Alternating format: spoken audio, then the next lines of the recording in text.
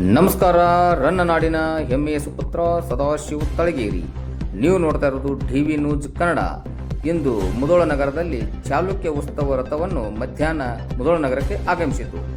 ಸಚಿವ ಆರ್.ಬಿ. ತಿಮ್ಮಾಪುರ ಸೋದರ ಶಂಕರ್ ತಿಮ್ಮಾಪುರ ಚಾಲುಕ್ಯ ಉತ್ಸವವನ್ನು ಸ್ವಾಗತಿಸಿದರು. ಚಾಲುಕ್ಯ ಉತ್ಸವ ಶ್ರೀಮಂತಿಕೆ, ಕಲೆ, ಸಾಹಿತ್ಯ ಎಂದು ಈ ರಚಿಸಲಿರುವ ರಥವು ಮುಧೋಳ ನಗರದಲ್ಲಿ ಜನವರಿ 19ರಿಂದ 21ರವರೆಗೆ ಬದಾಮಿ, ಪಟ್ಟದಕಲ್ಲು, ಐಹೊಳೆಯಲ್ಲಿ ನಡೆಯುವ ಚಾಲುಕ್ಯ ಉತ್ಸವದ ವಿವಿಧ ಭಾಗಗಳಲ್ಲಿ ಸಂಚರಿಸಿ ಜನರನ್ನು ಪ್ರಚಾರಕ್ಕಾಗಿ ಕರೆತರಲು ಇವರ ಪರಂಪರೆಯನ್ನು ಗೌರವಿಸಬೇಕೆಂದು ಶಂಕರ್ ತಿಮ್ಮಾಪುರ ಹೇಳಿದರು.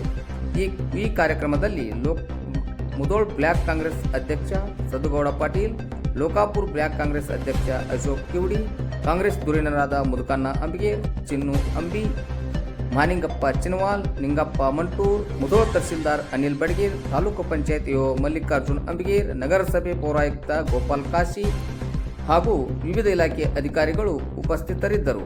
ಹಾಗೂ ಸಾಹಿತಿಗಳು ಹಾಗೂ ಯುವ ಮಿತ್ರರು ಉಪಸ್ಥಿತಿಯಲ್ಲಿ ಕಾರ್ಯಕ್ರಮ ಜರುಗಿತು. ನಮಸ್ಕಾರ.